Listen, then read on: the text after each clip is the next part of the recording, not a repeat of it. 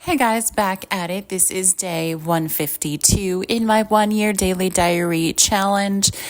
This challenge was prompted by a 100-day challenge that was prompted by a meditation session. I was pressed and prompted to just post my daily diaries on a large platform, and it has resulted in a lot of understanding of myself, expansion, growth,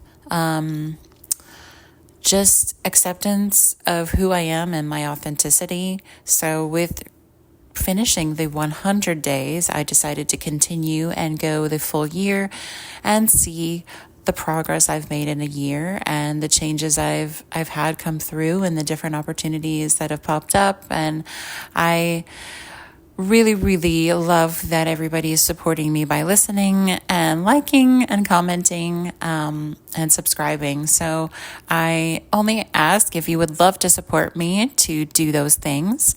And let's get into day 152. So this week is the week of Thanksgiving. We had Thanksgiving yesterday on the calendar day, but I was invited by a singles group to a Friendsgiving, which was very lovely that they invited me into their small group. I am so very grateful and thankful to be in this group and have met these lovely people. I just felt super welcomed. And the first time we interacted was for the Halloween party that I went to. It was, a lot of kids, a lot of people, a lot of movement. My kids were also desiring my attention, so I wasn't fully able to connect in the way that I was today.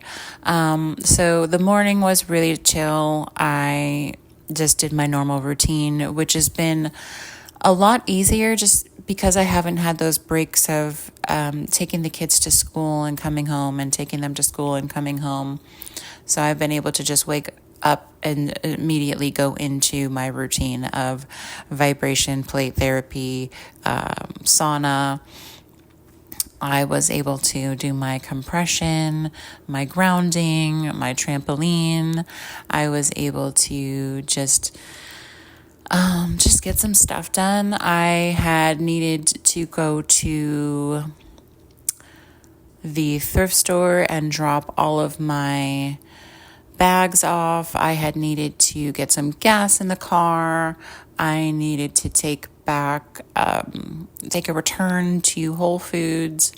And so after I got done with everything in the house in the morning, I, hopped in the car and I went to the thrift store first and dropped that stuff off. I went to the gas station.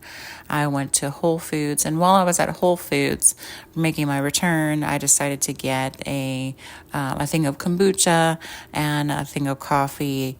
And then I was able to connect with one of the cashiers who has been there like the whole time. My son and I have been doing our dates, and I stopped in and she was like, "So where's your son?" And then we started talking about they're with their dad for Thanksgiving, and I'm missing them a little bit more today. And that I said, we've been coming here for about 3 years doing this little, date routine, and it's just been there. It was a consistent thing that he could look out for. And so she commiserated with me as she was a single mom as well. And she was like, "I've been there. I totally understand." She was like, "It's lovely to see you guys come in and your interaction with each other." And she's like, "It's so nice to see him so excited to, make his little receipt basket in the well, they don't have a trash can anymore, but in the basket." So it was just nice to connect with somebody. And then I headed home. After that, I got into just some more straightening in the house. I had started to really deep dive into some more weight loss stuff because I have been deep into the health and wellness arena before. I know a lot of things I should be doing. I've been super lax with a lot of it just because mentally I couldn't, do everything. So my daughter and I have been trying to get more into being healthy. And so to support her and to support me the best way, I am like really looking into what we could do. Now, typically, I'm like a pro fasting person. So I've always fasted. I have done different types of fasting. I have kind of settled into this routine of fasting most of the day, and then somewhere around 3 o'clock, kind of eating, and then eating, and snacking into the evening. So I do know that it hasn't felt good, and my body hasn't felt good with it. So I'm looking for that new thing. I mentioned yesterday that I'm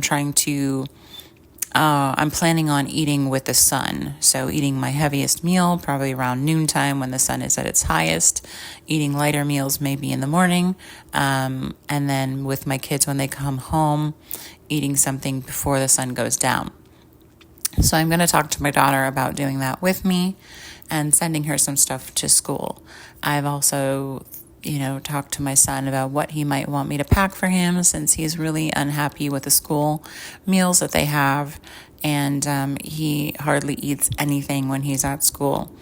So it just saddens me to think that my children are going to school, which is supposed to be really good for them, and they don't go to the bathroom because they are not allowed by certain teachers to go at certain times because it interrupts the class. I understand that, but you have to be able to go and do human necessity things like go to the bathroom. You shouldn't be made to feel bad or wrong for needing to do natural things. So that's a number one complaint about bathroom usage at school, where they typically will hold it all day or hold it most of the day because they feel like they're inconveniencing the school, the teachers, they've been made to feel that way, from what they've told me and how I've observed it. So that's the number one complaint. And number two complaint is that school meals are crap. They do not support healthy brain function. They do not support the energy needed to stay at school all day. The food is lacking everything that children need to grow strong and grow healthy and have a long attention span, and the food is just lacking. So they're, making kids feel embarrassed and like it's wrong to go to the bathroom throughout the day. They're making kids have attention problems because of the crap food that they're serving. And I really would love to be able to find a solution for this other than just pulling the kids out of school and kind of going it on my own with them. So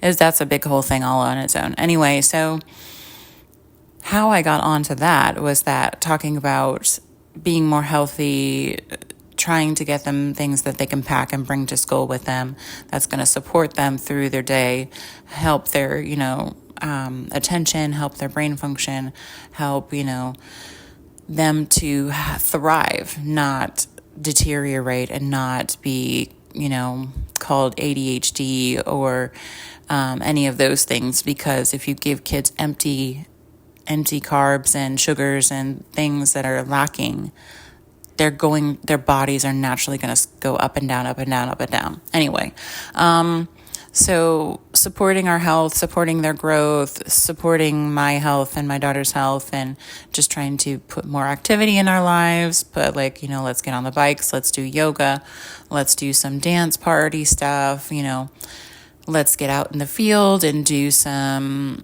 gel blasters, run around. I'm just trying to figure out maybe a walk at night after we've eaten our dinner meal. And so my whole thinking this weekend without them is that I definitely need to put more effort into doing these things to cultivate a healthier lifestyle for us.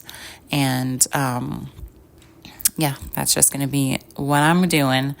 And I am so that was kind of like between all my errands and going to this Friendsgiving, I was listening to all these different podcasts and different health experts, and listening about cortisol and how cortisol is stored in different areas on the body, and how you can tell when you're having high cortisol and when you need to really address it. So that I already had thought like I was going to do a 3-day water fast. So I'm definitely going to do it after the Friendsgiving, just like jump right into it and kind of like boost my fasting, my metabolism, get my body to kind of like shake up a little bit, and then get into this eating with the sun and doing things differently.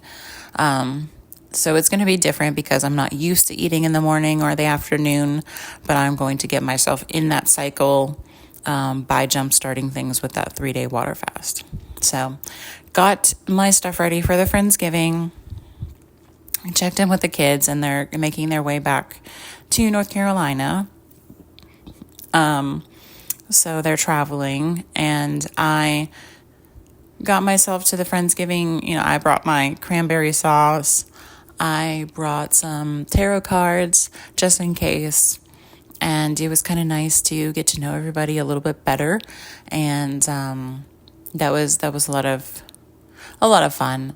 So the whole evening was really great. We ate some great food. We celebrated somebody's birthday. One of the other gentlemen had brought his cards and did a reading for somebody else. We got into a game, and it was kind of like Cards Against Humanity, but it was like real world problems with fantasy solutions, which is really fun. And so we did that, and it was really funny because I'd never played this game before, and I got the first 4 cards. And and the winning is like you get 5 cards and you win. So I did not have any intentions towards winning. But it was kind of funny to get the first 4 cards, and then I didn't get any more cards for the rest of the game, and everybody else got cards. And so it was a long game. It was a lot of fun. Connected with some of the ladies there, and we talked about, future events we could get into. And it was just a really great evening, and I just really enjoyed getting to know people better. There was this thing that I was listening to about putting you in a mold. So when you grow up, your parents put you in a mold. This is how they want you to act and feel and be. You go to high school, you go to any kind of school, this is the mold that people put you in, that they expect you to be like.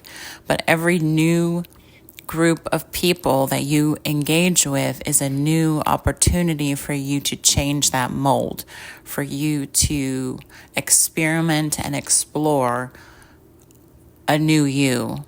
And so I've been really enjoying not thinking of myself in any sort of way, but exploring this and like a new version, a new mold, a new me. So that's been kind of cool. With each new group or each new set of people you engage with, you can change that mold, the perception of you. So that was kind of cool to think about that. And I wrapped it up there, not too late, and got home. I was thinking about going dancing, but I was feeling kind of tired. And then I got like a second wind, and I just stayed up a little bit and watched, some more Dharma and Greg. The kids got home really, really late to their dad's. They're still with him for the rest of the weekend, but I was able to connect with them. And then so it was just a great evening. I got myself ready for bed. I laid on my grounding mat, and I put on the Next Hertz in the line of chakras. And so it was the third eye chakra cleanse. And I knew it was really late, so I definitely anticipated falling to sleep with that.